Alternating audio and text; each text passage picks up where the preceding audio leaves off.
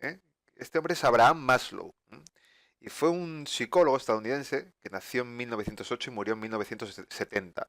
Se le considera uno de los padres de la psicología humanista, pero sobre todo es conocido por su pirámide de Maslow o jerarquía de las necesidades humanas.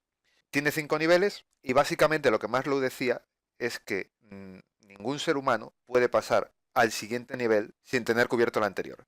Es por eso que he tapado estos 5 para ir liberándoles y que vayamos viendo poco a poco cuáles son los que Maslow considera de abajo hacia arriba las necesidades que todo ser humano debe cubrir. Y aquí tenemos el primer nivel. El primer nivel Maslow le llamaba el de las necesidades básicas y fisiológicas. En este nivel pues entran necesidades como respirar, alimento, descanso, dormir, evitar el dolor. Pero como veis, son las cosas básicas que cualquier ser humano necesita para sobrevivir. Antes de pensar en cualquier cosa en la vida, tenemos que tener cubiertos estos aspectos. Una vez que tenemos cubiertas estas necesidades, pasaríamos al segundo nivel, que es lo que Maslow llamaba las necesidades de seguridad.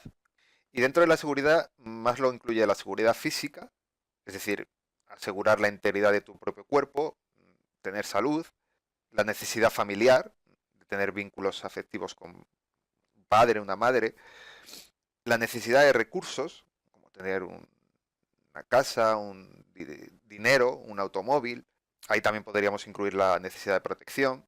Y bueno, aquí pone moral, pero realmente esta Maslow yo creo que la enfocaba más en el siguiente nivel de la pirámide.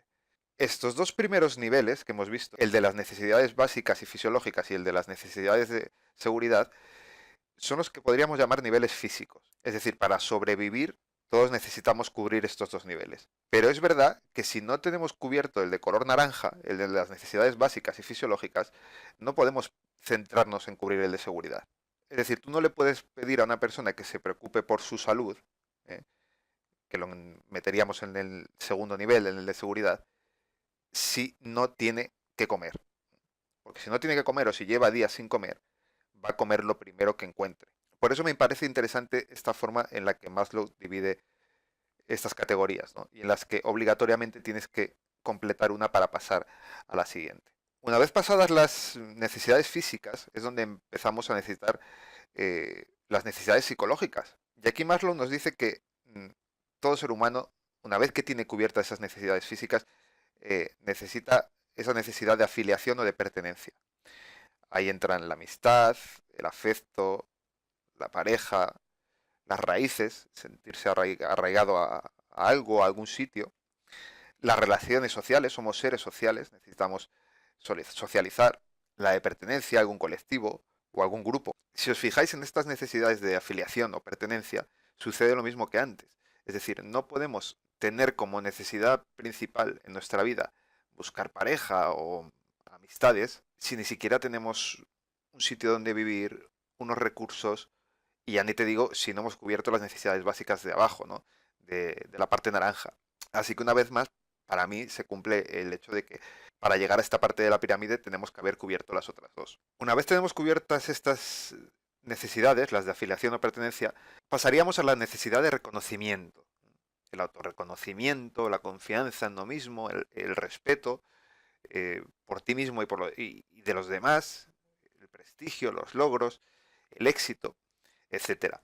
Aquí es bastante interesante porque en la cuestión de la estima, Maslow hace una diferencia entre la estima alta y la estima baja. Y a la estima alta se refiere a la necesidad del respeto a uno mismo e incluye sentimientos tales como confianza, competencia, maestría, logros, independencia y libertad. Mientras que la estima baja serían la necesidad del respeto de las demás personas, la necesidad de atención, de aprecio, de reconocimiento, de reputación, de estatus, de dignidad, de fama, de gloria o incluso de dominio. Entonces, cuando tenemos cubiertas las otras tres necesidades, sí que es verdad que pueden surgirnos estas necesidades de autorreconocimiento, confianza, respeto. Pero en cuanto a la estima, fijaros que Maslow tiene como alta estima a la gente que se tiene respeto a uno mismo, que se tiene confianza en sí mismo, que tiene competencia, maestría, logros, independencia, etcétera. Sin embargo, él llama baja estima a la gente que se preocupa mucho más de lo que los demás piensen de él.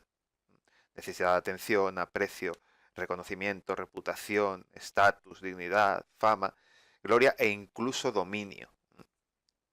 Por lo tanto, en este nivel, depende del individuo, pueden surgir o la alta estima o la baja estima o ambas. Pero una vez más, yo creo que coincidimos en que uno no puede llegar a ni siquiera pensar en la necesidad de que otros me respeten o de autorrespetarse o de tener confianza en uno mismo si uno no tiene cubiertas las necesidades básicas, las fisiológicas, las de seguridad, o si ni siquiera uno se relaciona con nadie. Así que aquí veríamos de nuevo esta norma básica de que no se puede pasar al siguiente nivel sin cumplir las anteriores. Y vámonos ya al último nivel según Maslow, que sería el de la autorrealización. Palabra que oímos una y otra vez y que Maslow estaba convencido que ningún individuo podría llegar a la autorrealización sin haber cubierto antes los 4 puntos de la pirámide o al menos hasta un cierto punto, ¿no? Autorrealización tenemos cosas como creatividad, visión global, espontaneidad, sin prejuicios, aceptación de hechos, gestión de problemas, liderazgo. Maslow aquí se basó, por ejemplo, en personajes como Abraham Lincoln, como Thomas Jefferson, como Mahatma Gandhi, como Albert Einstein, Eleanor Roosevelt y varias personas más que vio que habían tenido éxito o que habían sido líderes, pero no líderes a la fuerza, sino personas a las que la gente admiraba y las definía como personas muy centradas en la realidad, que sabían diferenciar lo falso o ficticio de lo real y genuino, que se enfrentaban a los problemas en virtud de sus soluciones, con una percepción diferente de los significados y los fines, con necesidad de privacidad, incluso sintiéndose cómodos en esa situación,